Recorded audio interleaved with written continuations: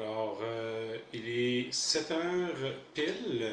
Rebonsoir à tous. Pour ceux qui ont vu le direct juste avant celui-ci aujourd'hui, qui en réalité est un test pour s'assurer de la qualité de l'image et du son. Donc, j'espère que tout le monde m'entend et me voit très bien.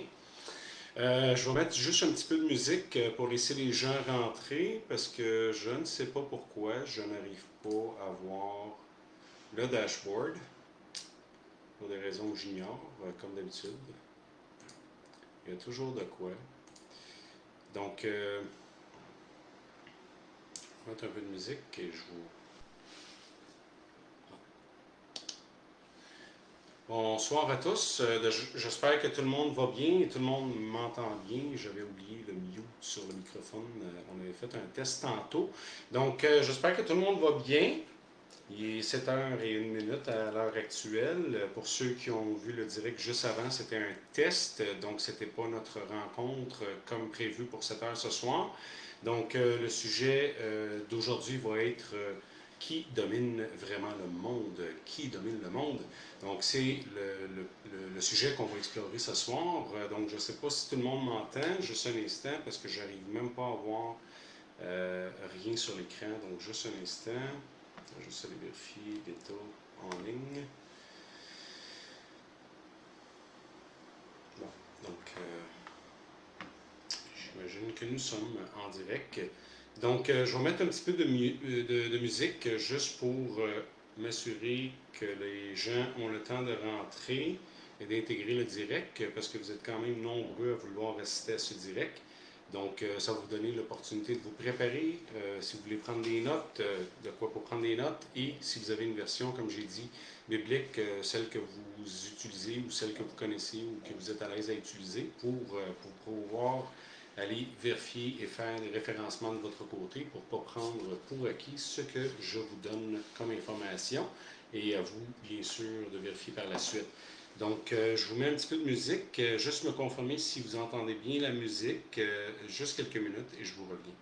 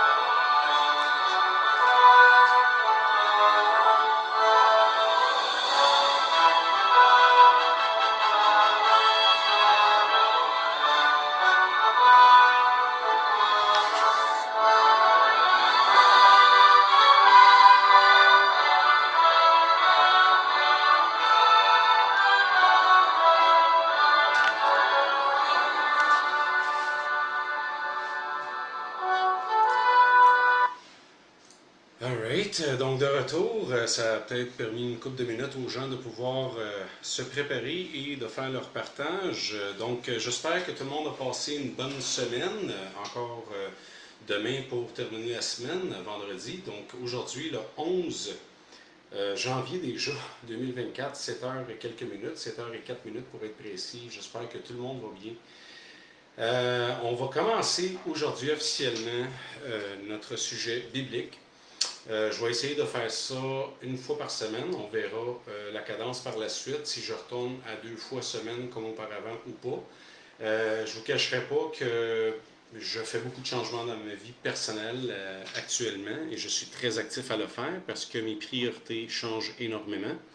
Et le monde change énormément et ce n'est pas facile aujourd'hui et la misère frappe de plein fouet un peu partout à travers le monde. Donc c'est pas juste pour bien des gens qui pensent que c'est juste au Québec ou au Canada, de loin, la vérité frappe partout, simultanément, je vous dirais, incroyablement.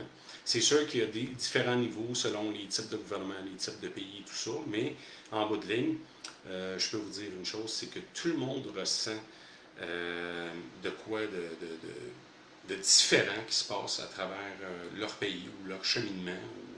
Donc, de mon côté, je fais beaucoup de changements personnels dans ma vie personnelle, aussi au niveau de mes affaires, parce que je suis en train de liquider du mieux que je peux, car j'aimerais me concentrer de plus en plus à des choses beaucoup plus importantes, que je vous en ferai part à fur et à mesure, bien évidemment, mais c'est beaucoup plus du côté humain et de qu'est-ce qu'on peut apporter vraiment pour apaiser l'humain aujourd'hui d'une façon réelle et atteignable. Parce qu'on sait qu'aujourd'hui, pour la plupart de vous, vous êtes pas mal convaincus aujourd'hui que ce n'est pas seulement une question que l'homme peut gérer la situation ou qu'il peut faire un changement X, Y, Z. La situation, malheureusement, va continuer de reculons. On va passer par des moments où on va penser que la vie est rendue très belle. On ne se le cachera pas. De toute façon, ça a été écrit, ça a été prédit. Donc, il va y avoir un moment de prospérité où ce qu'on va penser qu'on va être littéralement en plein paradis, où ce que la perfection est quasi là. Chose qui va être de très court moment avant que ça éclate pour de vrai réellement. Et on n'est pas encore rendu là, mais on est vers la fin. C'est sûr que si on fait ça d'une façon hebdomadaire et assez régulière, vous allez voir qu'on va approfondir les sujets de plus en plus et on va aller vraiment dans le détail, dans les vifs des réalités qu'on devrait être à l'affût et d'en prendre plus en plus connaissance, chose que je crois l'homme a mis et délaissé de côté depuis très longtemps, chose qu'il ne fallait pas faire. Et on va le comprendre avec le temps. Et c'est pour ça que je mets aujourd'hui des priorités un peu plus vers ce chemin-là, parce que j'ai réalisé qu'il n'y a pas d'autre chose à faire. Donc, merci d'avoir été là, et merci d'être là, merci d'être toujours présent quand on fait l'appel, quand je fais l'appel. Et on va procéder à l'instant. Je ne sais pas si je pose la question parmi vous, il y en a combien aujourd'hui qui ont des Bibles en leur possession, juste pour que je puisse comprendre ou savoir un peu la quantité des gens qui sont équipés d'une Bible ou pas. C'est toujours quelque chose de bien parce que en faisant ce genre de travail ou de direct, ben, ça serait bon quand vous prenez des notes, si vous en prenez bien évidemment, que vous puissiez revenir dans vos notes ou retourner dans votre Bible pour aller vérifier les points. Ou si vous aimeriez aussi de votre côté approfondir un peu plus votre connaissance, mais au moins ça va vous donner des guidelines un peu, ça va vous donner des petits tips pour savoir où vous diriger, comment retrouver l'information. Donc, ok, moi. Donc, j'imagine que c'est pour la Bible. Donc, je ne sais pas combien on est en ligne parce qu'on est sur plusieurs plateformes puis moi, je ne vois pas le chiffre. Donc, je vois juste les commentaires aujourd'hui. Je ne peux pas vous le montrer. Je ne suis même pas capable de faire un partage d'écran. En tout cas, c'est l'instant. Okay. Donc, je suis sur un autre appareil en réalité pour vous regarder, pour voir les commentaires sur une des pages, parce que je ne peux pas être sur toutes les pages en même temps. Donc, si je vois bien, à date, pas mal, la plupart ont des Bibles. Est-ce que, quand vous dites que vous avez une Bible, est-ce que vous l'avez entre les mains en ce moment ou vous en avez une? Puis, ceux qui n'ont pas de Bible, vous pouvez me communiquer par privé. Et je ne sais pas si vous les commandez en ligne ou si. Mais il y a des trucs pour vous les acquérir, ça c'est un problème.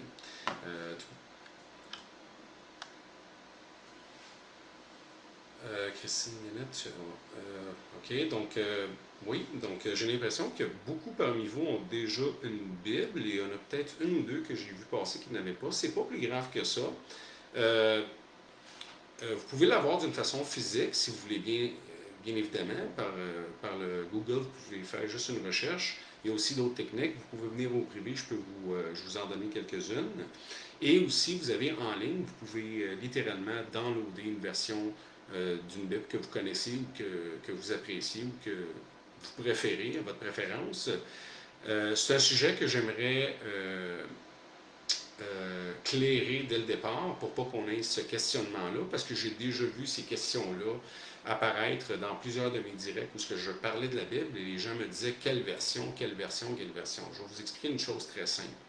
Les versions de la Bible, il y en a énormément, puis n'oubliez pas que la Bible a été traduite à plus de 195 langues, si je ne m'abuse. Alors, c'est très difficile de vous dire quel référencement que vous préférez.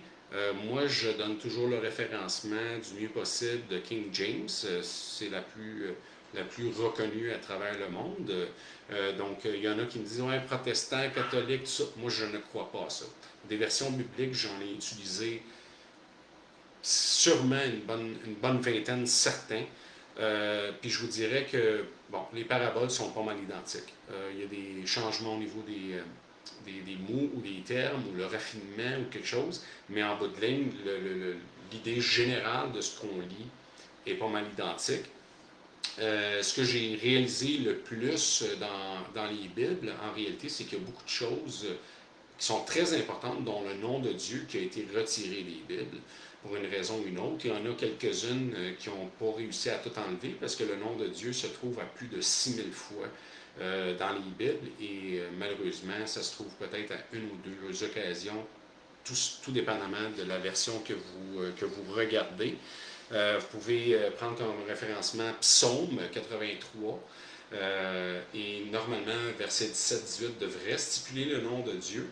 Et vous l'avez aussi dans Isaïe, mais il n'y a pas beaucoup, pas juste, pardon, pas Isaïe, mais Exode, mais malheureusement, où la première fois le nom de Dieu a été dévoilé à Moïse en question. Donc, c'est la seule, je vous dirais, différence, à part qu'il y a des religions, ou appelez-les comme vous voulez, qu'il y a des livres qui sont complètement enlevés.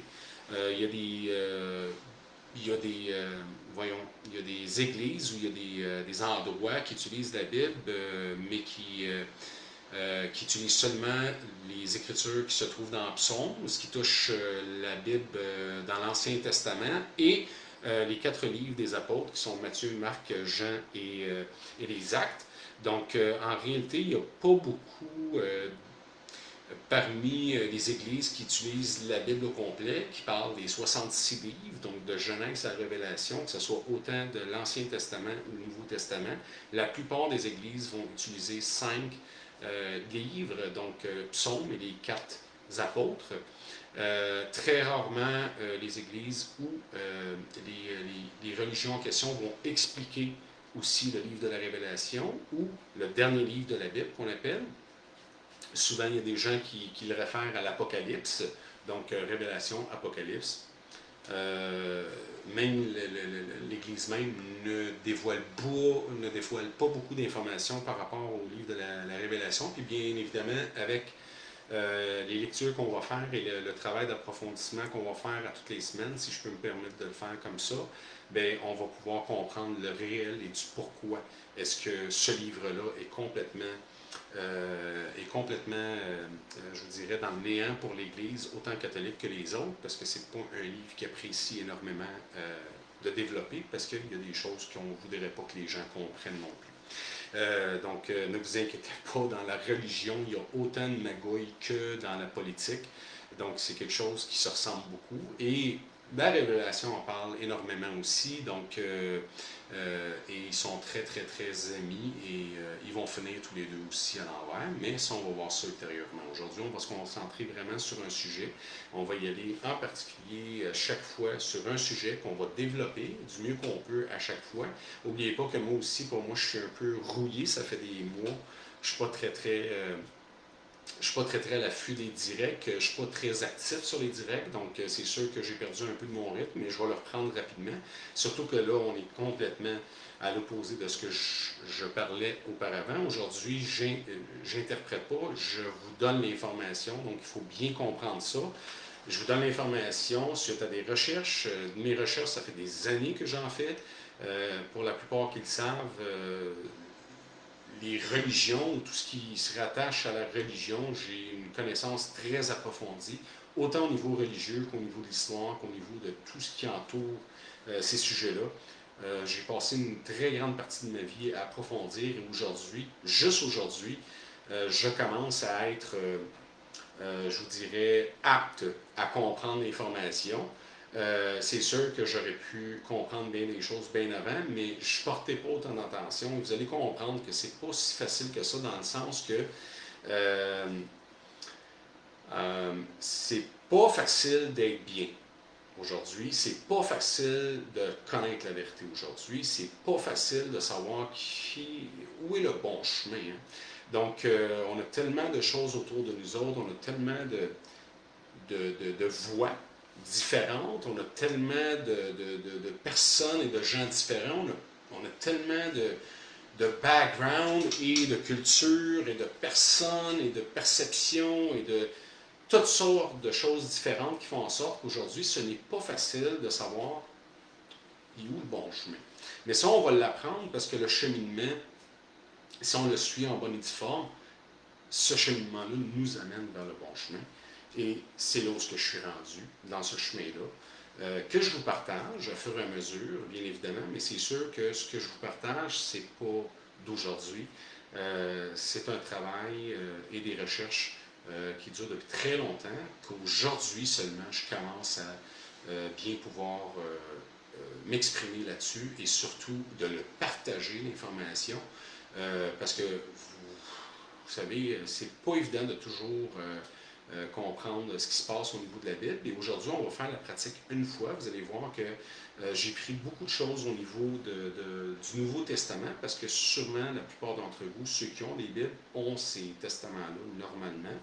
Et pour ceux qui n'ont rien, mais c'est pas grave, vous allez pouvoir quand même le rechercher sur Internet ou sur Google, ou si jamais vous allez vous chercher une Bible de vos propres moyens physiques. Moi, j'adore le physique.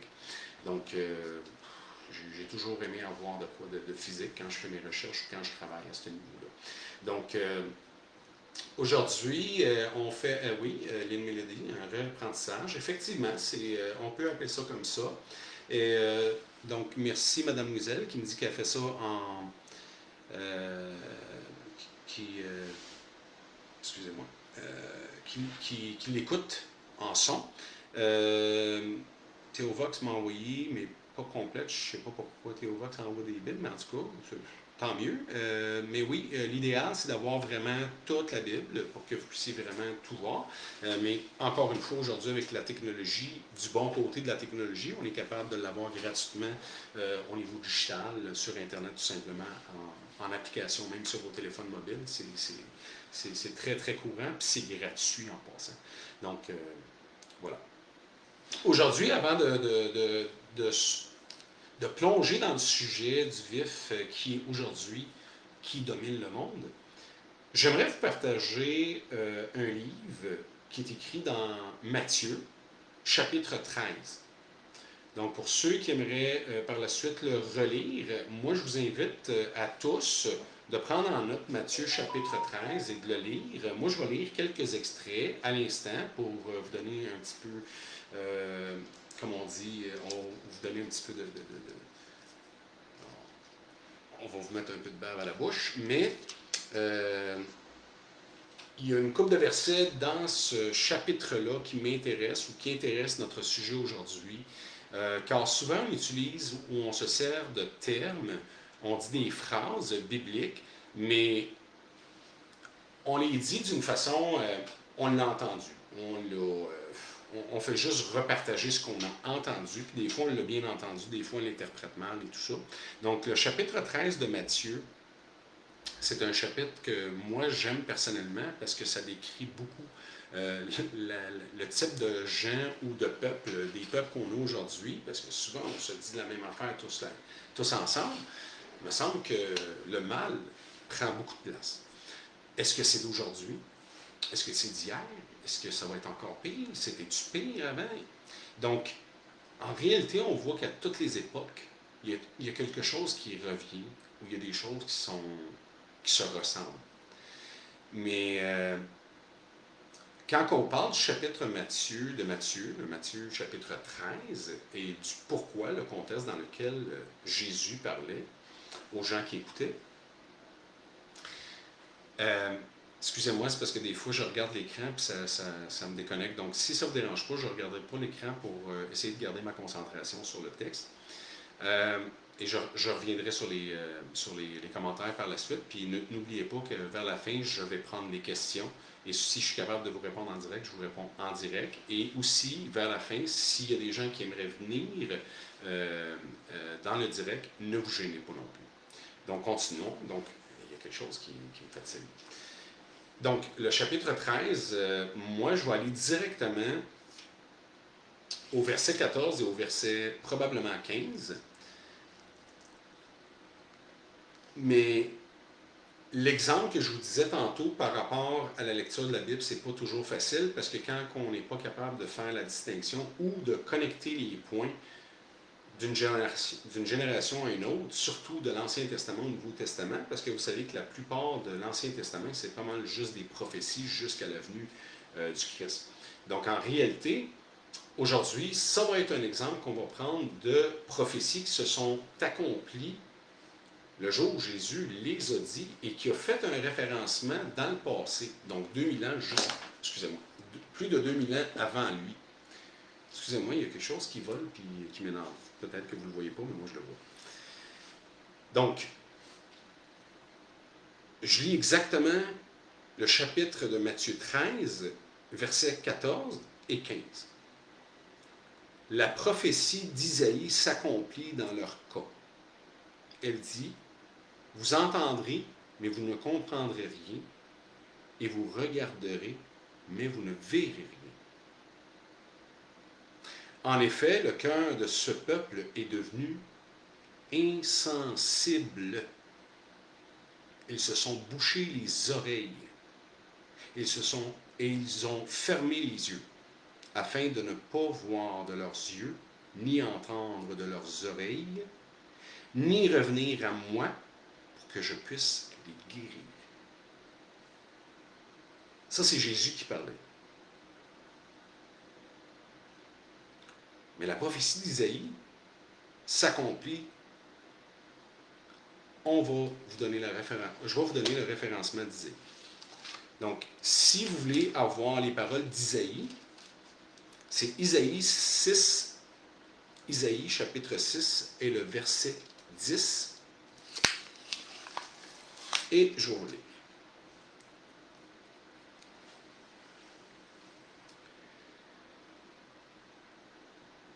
Je vais commencer avec le 9 pour vous mettre en contexte. Alors il a dit, on parle toujours d'Isaïe qui parle au peuple d'Israël.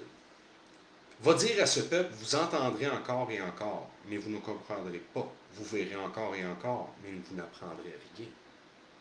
Rends le cœur de ce peuple insensible, bouche-leur les oreilles, école-leur les yeux, pour qu'ils ne voient pas de leurs yeux et n'entendent pas de leurs oreilles. Pour que le cœur ne comprenne pas et qu'ils ne reviennent pas à moi et ne guérissent pas. Donc 2000 ans auparavant, Isaïe qui stipule ces paroles et qui est celui qui apaise les âmes et celui qui est le sacrifice auquel les gens doivent demander pardon, mais c'était Jésus. Alors Jésus a repris ces paroles et il a accompli cette prophétie. Donc aujourd'hui, si on parle, puis les gens n'écoutent pas, si aujourd'hui on voit des affaires, les gens ne voient pas, ça on l'a vécu durant la pandémie, on l'a vécu durant, et on le vit jusqu'aujourd'hui, par la corruption, par le système défaillant des gouvernements qui sont mis en place. C'est pas d'aujourd'hui.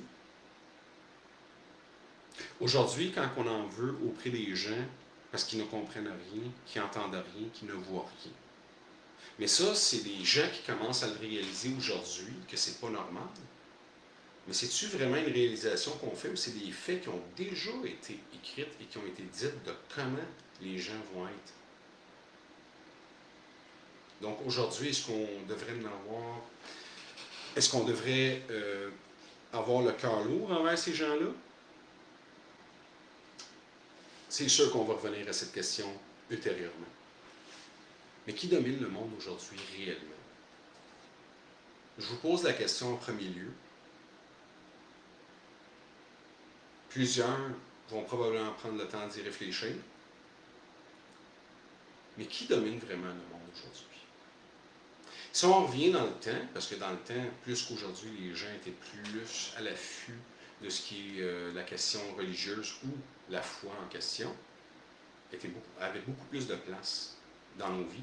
Et c'est une des raisons pourquoi ils n'ont plus de place dans leur vie, ce genre de choses-là, qui sont très importantes.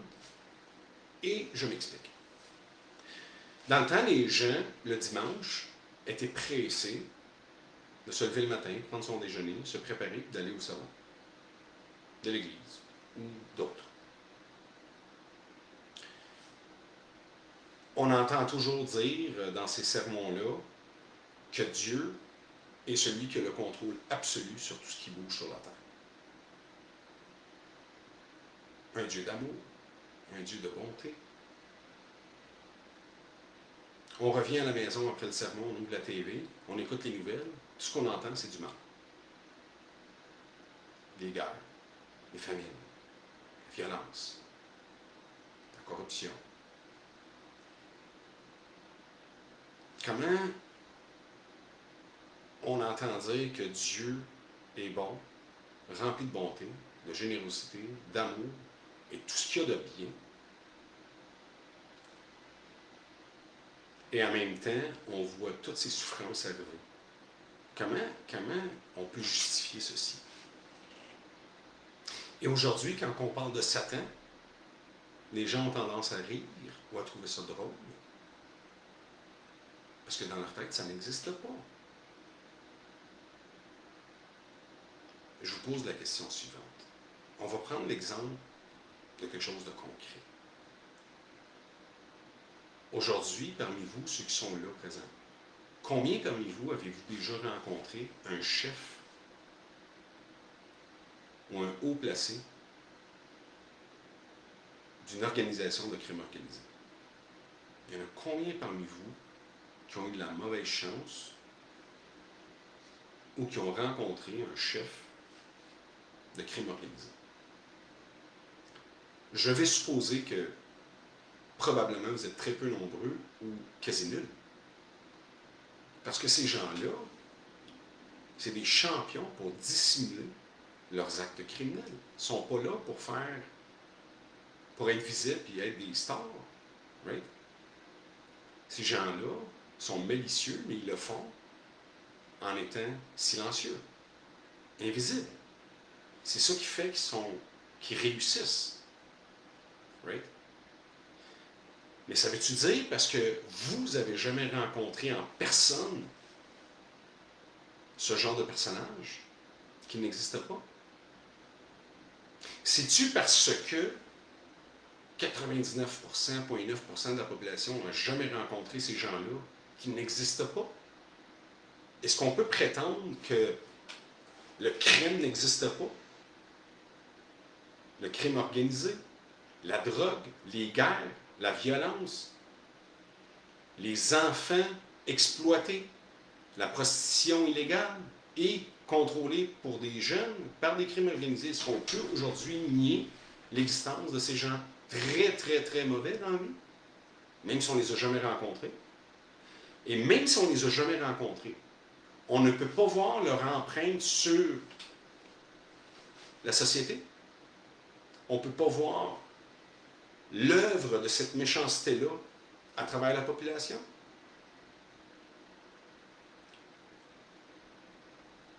Alors, est-ce qu'aujourd'hui serait drôle de dire que Satan existe et que le mal existe? Mais là, si on se pose cette question, on revient encore sur la question de Dieu. Dieu, une force incroyable, sans limite, bonté, amour à profusion, pardonne à profusion, la puissance complète est entre ses mains. Un être parfait, comment peut avoir créé quelque chose de mal?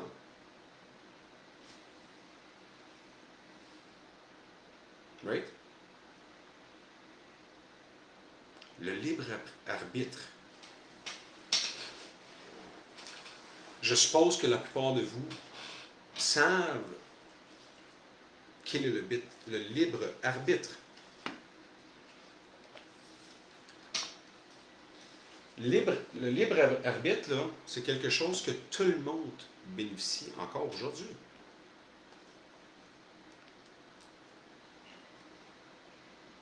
Quand Dieu a donné le libre arbitre, le libre arbitre à l'homme ou à ses anges, parce que Dieu est créateur de toutes choses, selon la Bible, pour ceux qui croient bien évidemment, cela veut dire que Dieu a créé Satan. Mais est-ce que c'est Dieu qui a créé Satan? Là est la question. Dieu a créé tout ce qui existe. Mais Dieu a créé tout ce qui était bien. Mais a donné le libre arbitre. Le libre arbitre, ce qui veut dire que vous avez le choix. Vous avez été créé parfait. Mais vous avez le choix de faire le mal.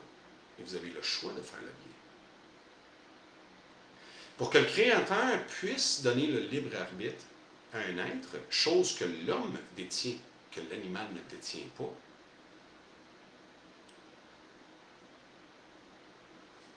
c'est une générosité, un signe d'amour et de confiance qu'il nous a donné. Comme qu'aujourd'hui, on a le libre arbitre de faire le bien et de faire le mal. Alors, si Dieu a créé les anges et un ange décide de se rebeller de son libre choix, est-ce qu'on doit blâmer Dieu? Là est la question. Tout ce que je vous dis maintenant, c'est pour comprendre ou de faire en sorte de comprendre, de faire comprendre quelqu'un qui n'a pas encore assimilé cette information-là. Parce que c'est du pareil au même. Si les gens blâment Dieu, mais Dieu n'est pas physique. Ce n'est pas quelque chose que quelqu'un a vu. Mais en grande partie, la généralité du monde vont blâmer Dieu. C'est supposé être quelqu'un de bien. Pourquoi il nous laisse souffrir? Mais pourquoi on croit à l'idée que Dieu existe et que Satan n'existe pas? Si Dieu existe, il n'y a aucune raison que Satan n'existe pas. Il n'y a aucune raison de ne pas croire aux paroles qui disent de pourquoi Satan est rendu Satan. Et pourquoi il est rendu Satan? Mais ça, c'est un sujet qu'on va revenir plus tard. Le sujet d'aujourd'hui, qui domine vraiment le monde? C'est-tu parce que Dieu n'a pas la force de dominer? Ou il y a d'autres raisons? Si Dieu domine, pourquoi il nous laisse tolérer la souffrance? Pourquoi il tolère cette souffrance? C'est toutes des questions très profondes, mais que je suis obligé de passer une par une pour enlever les choses qui peuvent venir nous chicoter par la suite. Il faut régler ces choses-là en premier plan pour comprendre que l'existence est là, autant du côté de Dieu que du côté du mal. Parce que si on n'arrive pas à assimiler cette information-là, puis à la comprendre, puis à la croire à ça, surtout avec ce qu'on vit aujourd'hui, bien, ça va être difficile d'aller plus loin pour beaucoup d'entre vous parce qu'on ne se parlera plus de la même langue. Donc, il est très important aujourd'hui, et c'est pour ça qu'on va sortir les extraits pour que vous puissiez les lire. Je vais juste voir ce que je vais donner ici.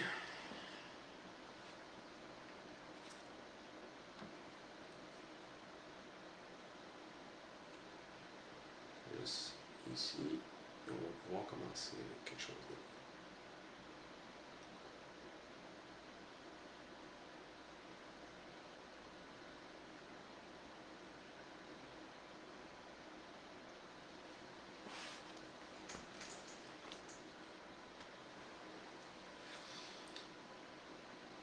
Donc aujourd'hui,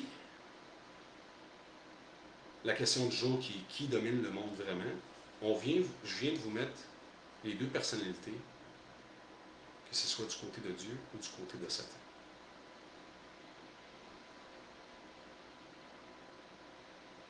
Beaucoup de gens aujourd'hui disent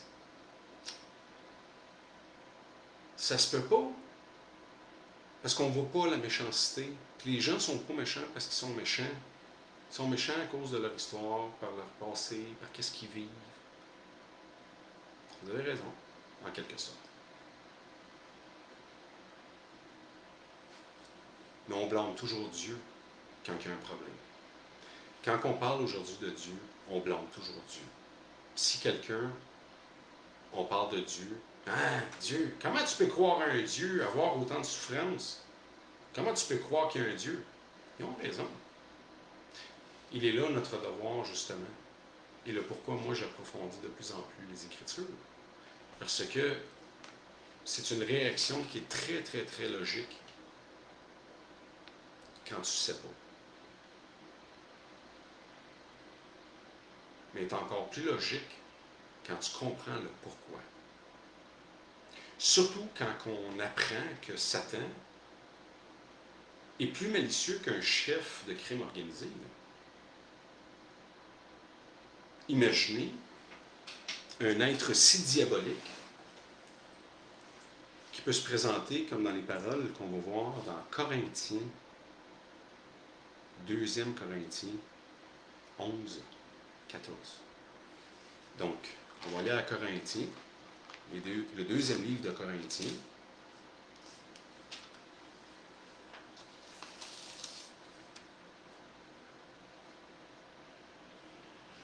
Le chapitre 11 et le verset 14. Je cite. « Et il n'y a rien d'étonnant à cela, car Satan lui-même se déguise tout le temps en ange de lumière. » Vous voyez à quel point cet être qu'on appelle Satan, le genre de pouvoir qu'il a, il est capable de se présenter en ange de lumière.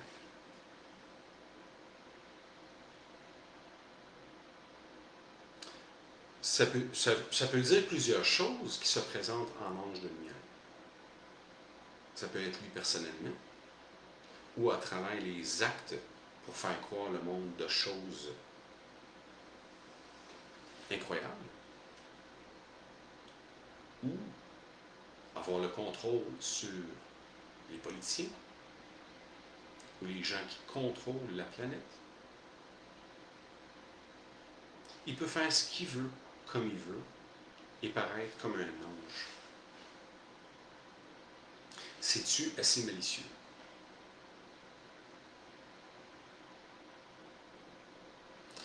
On fait face à un être qui a des millions et des millions et des millions d'années, qu'on ne connaît pas le nombre. Ce qu'on sait, parce que c'est les Écritures qui l'ont dit, c'est que c'était un ange qui était au solde du Créateur, qui s'est rebellé et qui a viré contre le Créateur depuis jour 1, que l'être humain a été manipulé par le mensonge de cette créature-là qui a dérivé l'humain. Ça peut sembler ou ressembler à des histoires. C'est-tu vraiment des histoires? C'est ce qu'on va découvrir ensemble à toutes les semaines. Parce que tout ce qu'on va lire et tout ce qu'on va voir, on va être capable de facilement l'associer à la réalité. Et on va pouvoir déchiffrer toutes les prophéties qui ont été données, qui ont été réalisées et qui se réaliseront. Il n'en reste pas beaucoup, mais il en reste beaucoup moins qu'on pense. Et je crois sincèrement que de mon vivant, on va voir le grand jour. Dans le sens que tout ce qu'on vit va s'arrêter. On va être dans un monde meilleur. Et je le crois sincèrement que ça va être dans mon temps. Parce que je connais mon âge. Si, bien évidemment, je ressens bien et que ma santé me le permet, je crois sincèrement que je vais le vivre de mon vivant. Et la raison pourquoi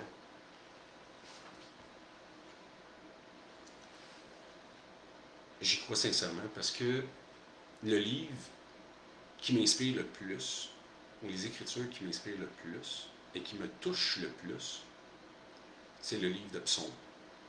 C'est le roi David qui a écrit ça. Le roi David, c'était une personne qui était très intelligente, mais à la fois très touchante, parce que c'était un artiste. Il aimait ça jouer de la harpe.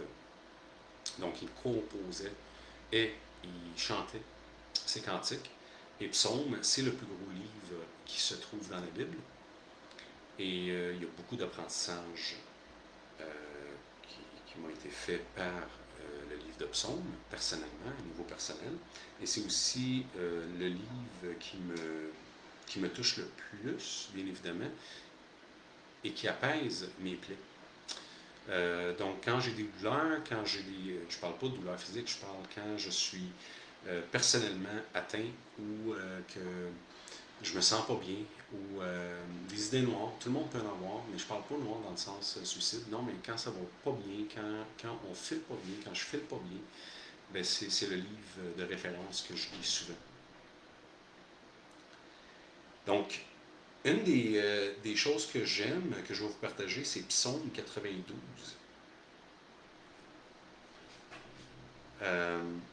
Le chapitre au complet est très intéressant. Mais le verset 15, Psaume 92, le verset 15, c'est des paroles que souvent les gens ne reconnaissent plus aujourd'hui dans notre monde. Ils proclameront que Dieu est droit. Et il est mon rocher, en qui il n'y a pas d'injustice.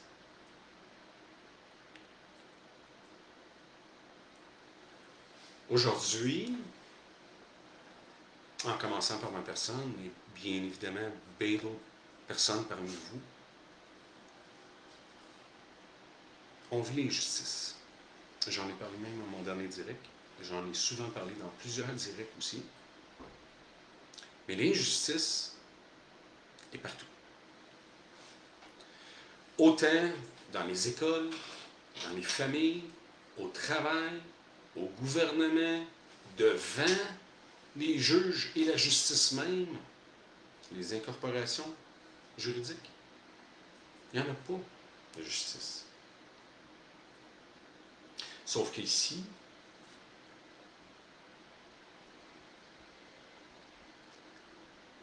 et ils proclameront que Dieu est droit, en qui il n'y a pas d'injustice. Donc, selon les Écritures, Dieu, un être souverain, bien évidemment, et il n'y a pas d'injustice. Ça n'existe pas, l'injustice avec Dieu.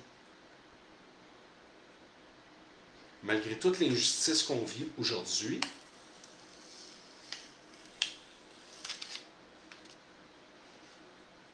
Dieu est injuste. Et il est très juste versus l'homme. Ces paroles, pour moi, sont très importantes.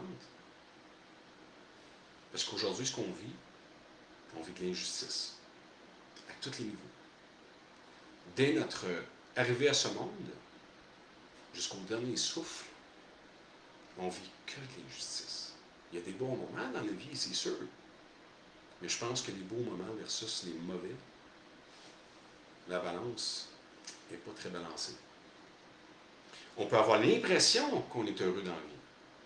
Mais ça, c'est un autre sujet qu'on va comprendre plus tard aussi. Est-ce qu'on peut réellement être heureux sans savoir où est-ce qu'on va finir? Est-ce que la fin de tout ça, c'est la mort?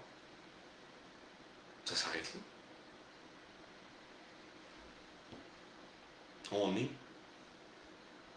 On passe une vie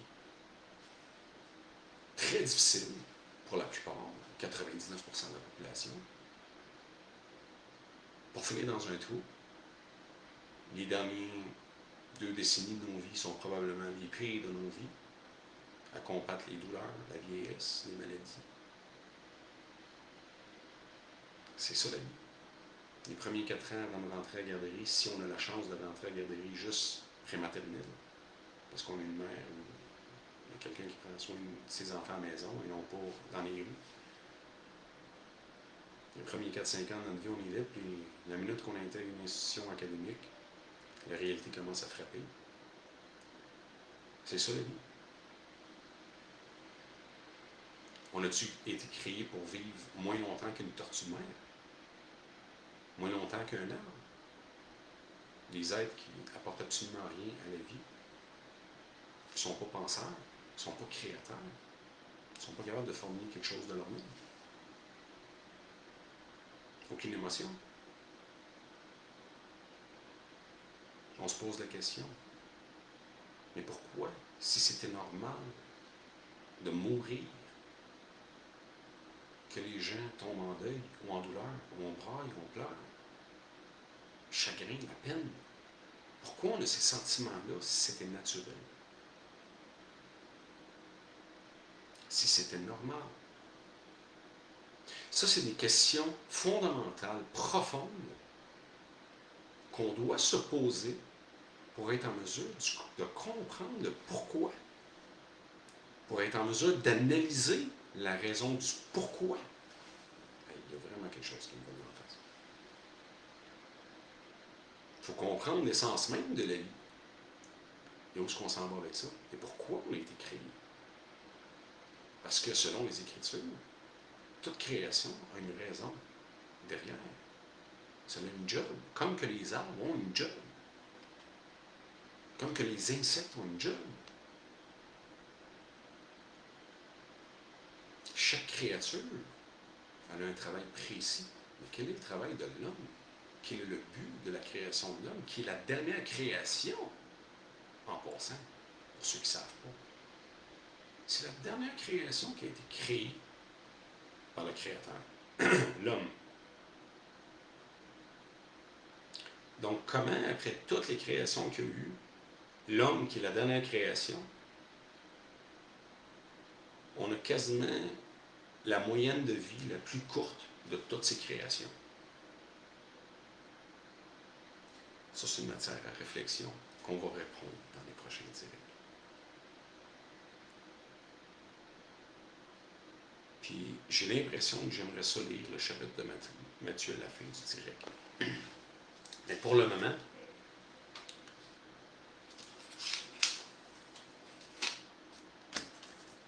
j'aimerais lire un extrait de Psaume 5, chapitre 5, ou 4. Et par la suite, j'aimerais savoir si vous avez des questions et s'il y en a qui aimeraient venir en direct. Donc, Psaume, chapitre 5, verset 4.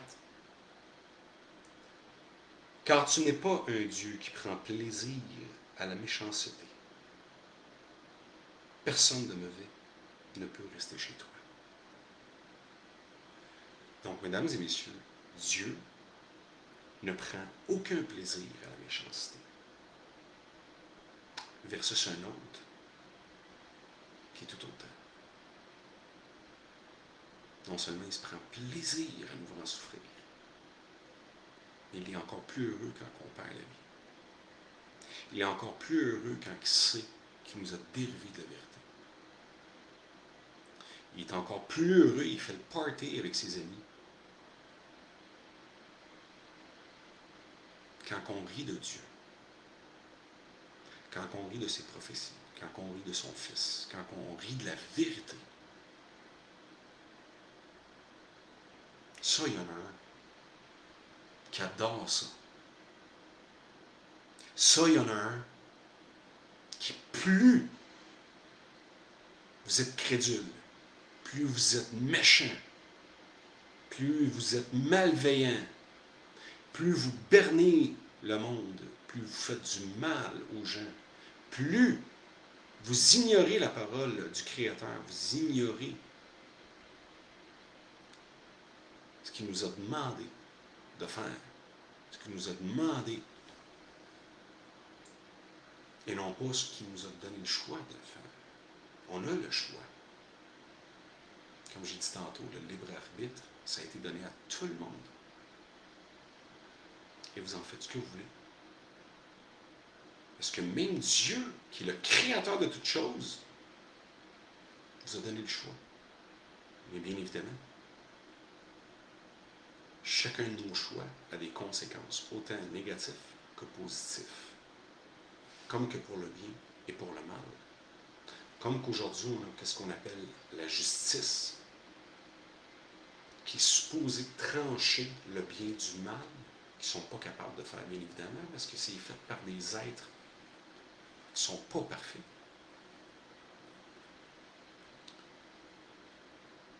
C'est la même chose pour Dieu. Il y a un jugement qui va se faire. Et c'est ce qu'on va découvrir avec le temps. Avec les semaines à venir, bien évidemment. Donc, n'oubliez pas les paroles que Dieu ne prend aucun plaisir et n'a pas de méchanceté.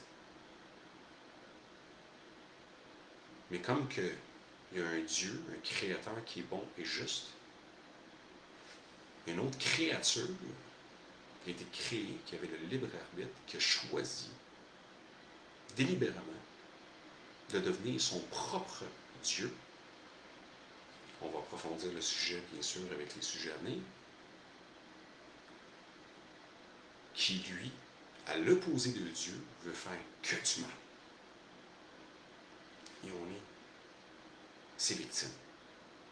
Il en prend cœur joie de faire mal à la création du Créateur. Et il le fait tellement bien en dissimulant, parce que lui passe inexistant pour la plupart de la planète. Et c'est ce qu'il veut. C'est comme ça qu'il réussit son tour de magie à berner le plus de gens possible. Combien de fois vous avez entendu le terme « la meilleure prison », c'est de s'assurer que la personne qui est en prison ne sache jamais qu'il est emprisonné. On le vit aujourd'hui, à grande échelle, à ciel ouvert, la prison. La censure. Il y a tellement de choses aujourd'hui. On nous fait vivre en prison sans qu'on le sache. Mais imaginez à un niveau beaucoup plus avancé. Il est en train de complètement détruire la planète et l'homme, puis les gens ne savent même pas qu'il existe. C'est sérieux. Mais il était intelligent aussi. Mais on a eu le guide qui nous a été donné pour être en mesure de contrer ça. Et c'est ce qu'on va faire, et c'est ce que je vais tenter de faire avec chacun de nous. Donc pour maintenant, c'est assez. J'ai 50 minutes. Je suis encore rouillé, donc j'essaie d'y aller tranquillement. Donc, je vais prendre des questions si vous en avez, et pour ceux qui aimeraient venir en direct, je vous invite à le faire aussi. Mais je ne comprends pas pourquoi. En tout cas, bon, si je vais essayer de prendre des questions.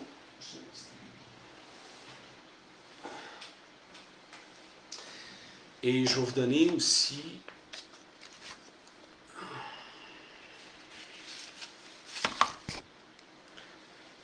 pour le prochain direct. Au prochain direct, on va élaborer le sujet du pourquoi Dieu n'a pas mis immédiatement fin aux rébellions de Satan. Quand tout ceci s'est passé au jardin d'Éden. Donc un sujet très très profond. On va y aller tranquillement pareil.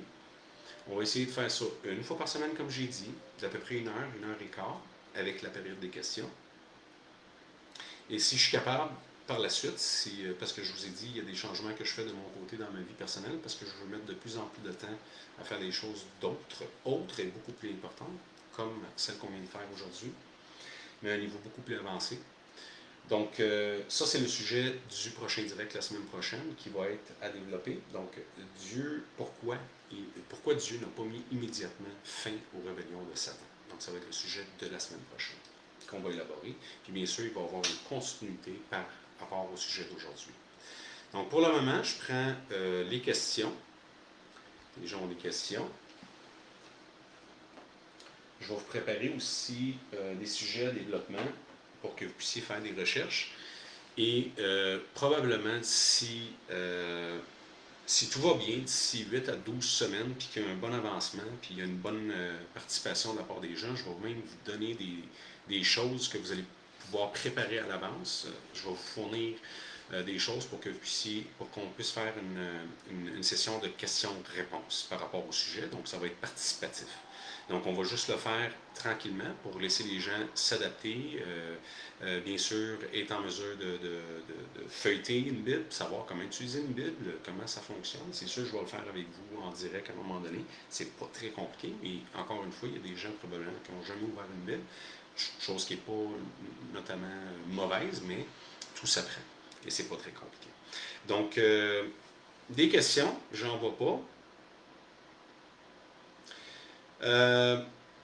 Manu Rodi, quelque chose d'intéressant comme commentaire. Je vais citer le commentaire de Mme Rodi. Le fait que la Bible a été retranscrite plusieurs fois par différentes personnes me fait douter de la vraie parole.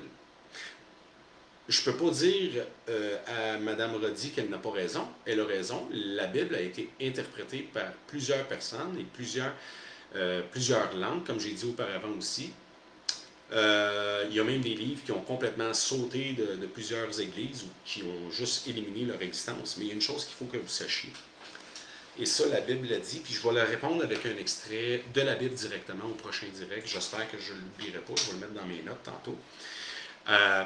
Mais celui qui change un point ou une virgule dans la Bible, ce qu'on veut dire par virgule ou un point, ça veut dire le sens de ce que cette phrase veut dire, ou le message qui doit être livré, s'il est magouillé, ou changé, ou l'interprétation est complètement à l'opposé de son sens propre, il va être jugé d'une façon assez atroce de la part du Créateur. Sauf que, des versions, il y en a énormément. Je ne peux pas vous dire le contraire, c'est un fait. Sauf que le message, c'est pour ça que je vous donne des extraits, puis je vous donne où se trouvent ces extraits. Parce que selon la Bible que vous utilisez, ou la version que vous utilisez, lisez-le comme vous voulez. C'est le sens qui ne doit pas changer. Donc, si votre extrait parle que Dieu est un Dieu aimant, un Dieu d'amour, un Dieu qui n'aime pas la méchanceté, c'est dit de 3 différentes manières, dans 3 versions différentes, mais ça dit exactement la même affaire. L'important, c'est le message. Mais si le même extrait vous dit que Dieu est un Dieu méchant, un Dieu qui n'est pas créateur, un Dieu qui aime la guerre, un Dieu qui veut que la population se rebelle, qui veut que les gens s'entretuent, bien là, on a changé complètement le sens de la phrase, right? Là, c'est condamné. Mais si l'image de ce que vous lisez est exactement ou apporte la même signification, je ne vois pas où est le problème.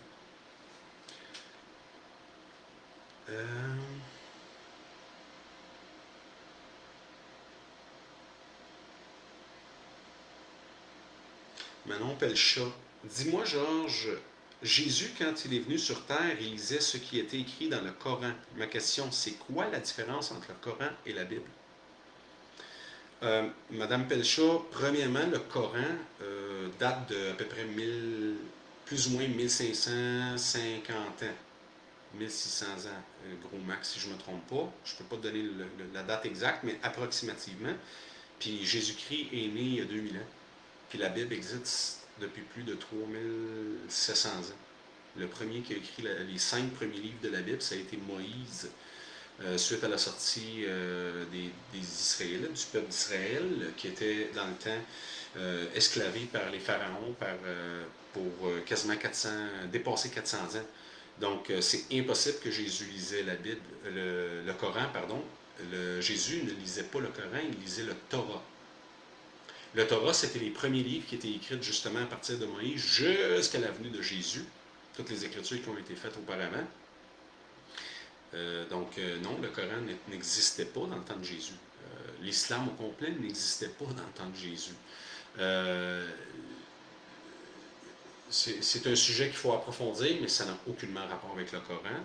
Mais je peux vous dire que le Coran, vu que je l'ai étudié, il y a beaucoup d'extraits ou de prophéties bibliques là-dedans qui se retrouvent dans le Coran, avec des petits rajouts par Mohammed, qui est celui qui a techniquement appris l'information de Dieu, qui a écrit, mais c'est pas lui qui a écrit en passant. C'est pas Mohammed qui a écrit le Coran en passant, puis le Coran il a été écrit plusieurs décennies après la mort de Mohammed, par des gens autres que Mohammed. Même Jésus n'a pas écrit dans la Bible en passant. Okay? Donc, Jésus n'a pas écrit aucun verset dans la Bible. Manon Pelchat, encore une fois, est-ce que le Torah existe encore? Oui, le Torah, c'est la référence des Juifs qui s'est arrêté, qui attendent encore la venue du Messie. Je ne sais pas quel Messie qui attendent, parce que j'ai déjà fait un direct là-dessus. Pas là-dessus spécifiquement, mais j'en ai déjà parlé. Les Juifs attendent encore la venue du Messie. Mais les Juifs ne peuvent pas attendre la venue du Messie pour une et unique raison simple, mesdames et messieurs, c'est que Jérusalem, quand elle a été brûlée 70 ans après la mort de Jésus-Christ, quand Jérusalem a tombé, tous les registres des Juifs ou des Israélites, tous les registres, les archives des descendants et des familles et des 12 différents... Parce que vous savez que Jésus vient de la descendance de David, parce que c'est ça que les prophéties ont dit, puis la prophétie a été donnée à Abraham, qui par le biais d'Abraham allait avoir la descendance jusqu'au roi David.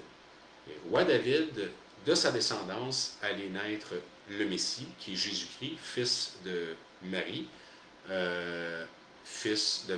et Joseph, qui est devenu, bien évidemment, son conjoint par la suite. Donc, Jésus provient, bien évidemment, de un des 12 différentes familles juifs de la part de Jacob, avec ses 12 enfants. Donc, le registre des Juifs, depuis 70 ans après Jésus-Christ, n'existe plus. Il n'y a pas aucun Juif sur la planète Terre aujourd'hui, et ça je peux vous le dire avec fermeté, il n'y a aucun Juif de descendance israélite ne connaît son antécédent ou connaît ses descendants, ou de quelle branche il est. Parce que depuis 70 ans après Jésus-Christ, tous les registres ont été péris à Jérusalem. Donc, je ne sais pas comment ils attendent le Messie encore aujourd'hui, puis comment ils vont savoir de quelle tribu il est, parce qu'ils n'ont plus aucune trace de ces tribus-là. Ça n'existe pas. Okay? Ça, c'est des faits. Ce n'est pas une invention que je vous dis. Vous pouvez même la vérifier. Ça n'existe pas. Okay? Donc, si on attend un Messie aujourd'hui, c'est très difficile aujourd'hui de prouver de quel endroit il est, parce qu'il n'y a aucun registre. Madame Roddy, merci Georges de nous parler de la parole de façon simple pour nous. Oui, et j'essaie de faciliter beaucoup l'information. Merci, Madame Roddy, mais je prends ça en cœur. Qu'est-ce qui est mieux pour commencer le Nouveau Testament ou la Bible? Le Nouveau Testament ou la Bible? Je ne crois pas avoir compris la question, Madame Poirier, donc je vais stipuler avoir compris si c'est mieux de commencer avec le Vieux Testament ou le Nouveau Testament. La Bible, il n'y a pas de préférence de par où vous commencez, ce qui est important, c'est de la Bible. C'est sûr que de commencer par le début, qui est Genèse, le premier livre, la création, ben, puis on y va comme ça jusqu'à la fin, les 66 livres. Si vous aimeriez, je vais poser la question maintenant en direct. La question que je vais poser maintenant, s'il vous plaît, on prend une pause sur le chat. Répondez-moi seulement à cette question, puis une fois que je dis que ma réponse est reçue, là on peut passer à d'autres questions. Mais la question que j'ai pour vous, est-ce que vous aimeriez qu'on fasse une lecture biblique en entrée de jeu à chaque semaine? Exemple, on peut lire un chapitre ensemble, en commençant par Genèse, puis on peut le faire à toutes les semaines. On peut faire 1 ou 2 chapitres par semaine, exemple, puis on fait toute la Bible comme ça ensemble. Donc, si c'est quelque chose que vous aimeriez qu'on fasse, ça ne me dérange pas, je peux préparer ça, puis on commencerait tout simplement par Genèse. Donc, le premier livre de la Bible. Et on pourrait attitrer des chapitres. Donc, je peux vous les mettre en avance, quel chapitre qu'on va lire. Comme ça, vous allez pouvoir le lire auparavant. Puis, si jamais aussi vous avez des questions par rapport à cette lecture-là, vous pouvez le faire dans le direct pendant la lecture. Et par la suite, si je suis capable directement de répondre, je le ferai. Sinon, la semaine d'après, je pourrais reprendre les questions et vous répondre là-dessus. Donc, la question que je repose aujourd'hui, est-ce que vous aimeriez qu'on fasse à toutes les semaines une lecture biblique en commençant par les premiers chapitres de Genèse pour qu'on puisse faire la lecture de la Bible au complet ensemble? On peut mettre comme objectif de lire la Bible cette année, de passer à travers cette année pour les 66 livres. Donc, c'est pas très... c'est pas si pire. Donc, ça peut se faire très facilement, puis ça peut vous donner un incentive pour vous préparer aussi, comme ça, dans chaque direct, comme ça, on peut faire la lecture ensemble. Donc, ça ne me dérange pas. Donc, jusqu'à maintenant, je lis juste vos réponses par rapport à ma question. Si vous aimeriez qu'on fasse une lecture hebdomadaire à toutes les semaines.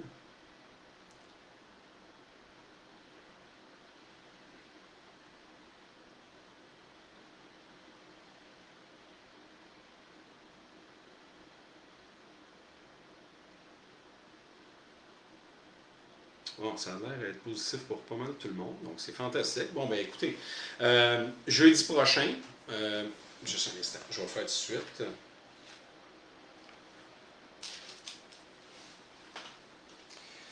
Je vais juste prendre, voir combien de chapitres on va faire.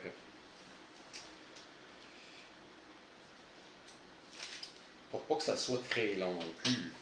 OK? Ce qu'on va faire, c'est qu'on va prendre la lecture de 2 chapitres. Jeudi prochain à 7 heures, on va commencer une lecture hebdomadaire dans la Bible. Donc, on va commencer dans Genèse. Genèse, premier chapitre et deuxième chapitre. Okay? Donc, on va faire 2 chapitres de lecture la semaine prochaine. Donc, le premier et deuxième chapitre de Genèse. Donc, on va commencer notre lecture hebdomadaire dans Genèse, chapitre 1 et 2. Jeudi prochain. Bien sûr, il va y avoir un sujet. Mais en première partie, ce qu'on va faire, c'est de la lecture.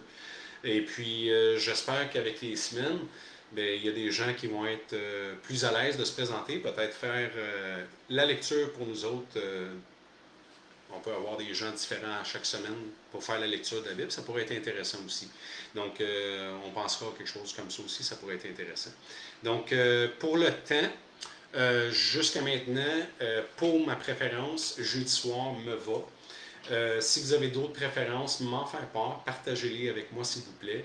Même si vous n'êtes pas en direct puis vous écoutez en rediffusion, c'est pas parce que vous êtes en rediffusion que je vous relis pas, parce que suite aux rediffusions, moi je reçois des notifications. Des fois j'ai le temps de les voir, d'autres fois j'ai pas le temps. Mais je reviens toujours en arrière, surtout quand c'est des sujets comme ça. Je prends beaucoup la peine de relire les messages parce que souvent, c'est des sujets qui apportent beaucoup de questions aussi. Puis vos questions viennent m'inspirer sur les sujets aussi. Donc, ne vous gênez pas. Moi, j'aime ça quand les gens me donnent des sujets ou me donnent des questions pertinentes. Donc, puis s'il y a des questions que j'ai passées à côté, ne vous gênez pas. Si ça n'a pas été répondu dans un live ou quoi que ce soit, bien, vous allez pouvoir les reprendre ou juste reposer la question. C'est sûr que je vais passer à travers de tout. Ce que je peux vous dire, c'est qu'il y a tellement de sujets au niveau de la Bible, il y a tellement de connaissances, il y a tellement de vérités, il y a tellement de choses à voir et à approfondir que c'est pas la matière qui nous manque. Donc, c'est juste que c'est beaucoup de préparation de mon côté, parce que j'essaie de simplifier l'information pour garder les détails très simples, parce que c'est pas tout le monde qui est au même niveau des connaissances au niveau de la Bible ou la religion. La religion, ça n'existe pas, mais je parle de la parole de Dieu en question. Donc, comme ça peut aider tout le monde. Donc, c'est ça qui prend un peu d'énergie pour la préparation, parce que c'est beaucoup d'informations très riches. Ginette Côté, bonjour Georges, je n'ai pas de Bible, moi. Madame Côté, communiquez avec moi en privé.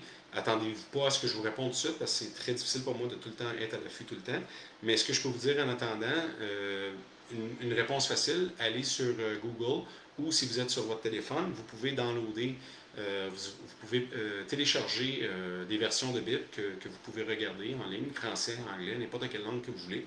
Puis ça va être du Easy Touch. Là. Puis je vais essayer dans le prochain direct de mettre un lien de plusieurs endroits où vous pouvez télécharger des versions de Bible.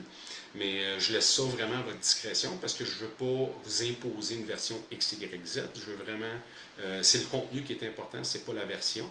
Les versions, c'est des hommes qui ont créé ça, mais en bout de ligne, le message est le même dans 99% des cas. C'est sûr que vous avez des versions qui sont complètement très rapprochées de la réalité des Torahs ou des versions hébraïques ou latines ou araméens même. Donc, il y a des Bibles qui sont très précis à ce niveau-là. Ça, je peux vous les donner aussi en privé, mais il n'y a rien qui vous empêche d'aller télécharger une Bible en ligne très facilement sur Google. C'est très facile à retrouver. Mais comme je l'ai dit, prenez une version qui a toute la Bible et non pas juste une partie de la Bible. Pour que vous puissiez vraiment, pour votre référencement, quand je vous donne des référencements, que vous ayez accès et que vous vérifiez l'information, parce que j'aime pas ça que les gens prennent ça pour acquis. Pour moi, tout ce qui touche la foi, tout ce qui touche la connaissance du Créateur, tout ce qui touche, ce qu'il nous demande de faire, ou qui exige, c'est quoi notre devoir, ou qu'est-ce qu'on a comme responsabilité en tant qu'être humain face à notre Créateur, bien ça, c'est à vous d'aller les vérifier, parce que ça appartient à chacun de nous. La relation qu'on a avec le Créateur. Donc, je ne veux pas vous imposer ça. Moi, je vous donne les référencements, je vous donne l'information, puis par la suite, faites ce que vous avez à faire de votre côté euh, pour être en connaissance de cause et non pas parce que vous êtes influencé, parce que je ne veux pas être un influenceur, puis je ne veux pas être un influenceur non plus. Donc, le but, ce n'est pas des influenceurs qu'on a besoin aujourd'hui, c'est des penseurs. Donc, aujourd'hui, on veut faire réfléchir le monde, mais dans la bonne direction. Puis la seule et unique bonne direction que moi, personnellement, aujourd'hui, j'ai trouvée et que je suis convaincu, sans aucune faille, c'est la Bible. Donc, c'est pour ça que je m'approfondis là-dedans et je vous partage ce que j'approfondis aussi pour que vous puissiez avoir cette information-là. Et pour vous, c'est la même chose. Si vous avez apprécié ces informations-là, bien, à votre tour, c'est de la repartager aux gens aussi, que ce soit en parole ou que ce soit dans les directs, si vous n'êtes pas à l'aise de le faire aussi en parole. C'est important de la partager parce que c'est un devoir aussi. On ne peut pas garder ces informations-là pour nous-mêmes. C'est à l'inverse de ce que la Bible nous enseigne en particulier. Donc, je reprends des questions pour un autre 5 minutes.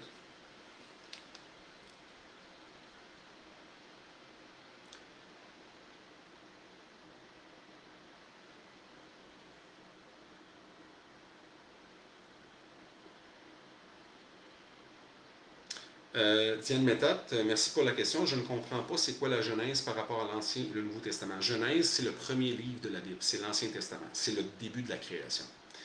Le premier verset parle littéralement de la création. Okay? Donc, mais c'est quelque chose qu'on va commencer à lire ensemble la semaine prochaine.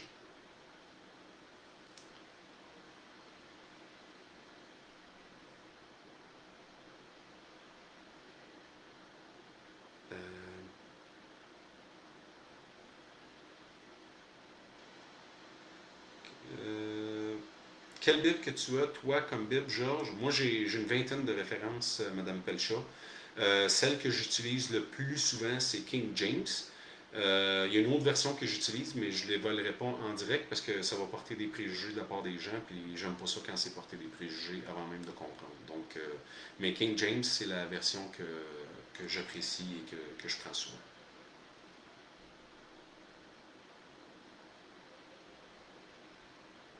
Je prends encore des questions en passant. Yves Chouinard, le Nouveau Testament, c'est à partir de la naissance de Jésus. Effectivement, le premier livre du Nouveau Testament, c'est Matthieu, pour être précis.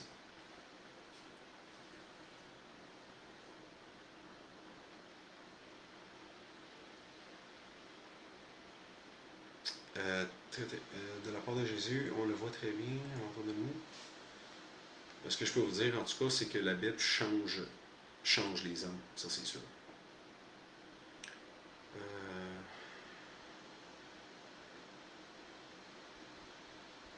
ne vois pas les questions ici, je vais juste aller à la deuxième page, voir. parce que malheureusement, je suis obligé de switcher d'une page à l'autre pour voir qu'est-ce qui se passe. OK. Bon, Medium, on a le coup de l'œil. Il y en a des spams, ça n'a plus de bon sens. C'est rendu ridicule, les plateformes Facebook.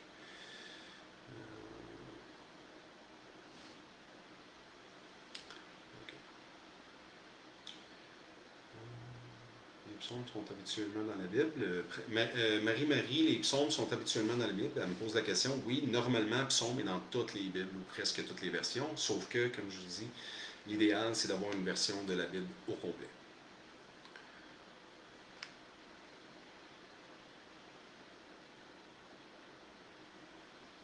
Moi, c'est la Bible français courant. Oui, le King James, c'est le meilleur. Elle est maintenant disponible en français. Oui, j'arrive pas à voir si c'est monsieur ou madame So, mais oui, King James est disponible en français depuis très longtemps, effectivement. Mais la première version de King James, ça a été de l'hébreu, araméen, latin à l'anglais. Donc, je prends encore des questions. Il reste encore 2 minutes pour les questions.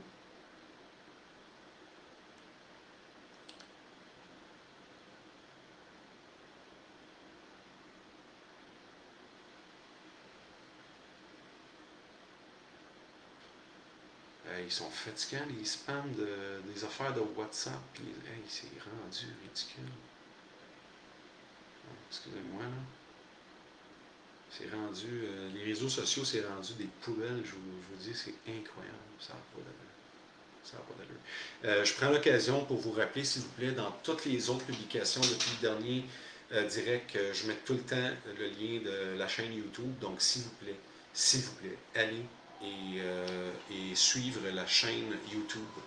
Je vous dis, c'est rendu l'enfer. Facebook, ça n'a pas d'allure. Ça n'a pas d'allure. Donc, si je vois bien,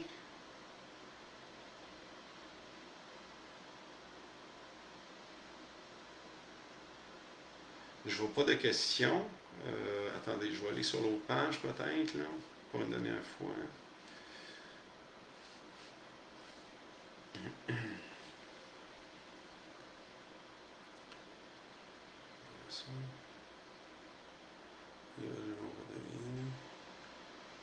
OK, oui, pour les dates de quand je fais ça toutes les semaines, présentement, je crois que jeudi, pour moi, mon temps présentement, jeudi 19h, ça me convient, mais c'est parce que je sais qu'il y a beaucoup de gens aussi de différents zones horaires, surtout en Europe, parce qu'on a quand même on est rendu à pas loin de 20% des gens qui écoutent qui sont de l'Europe.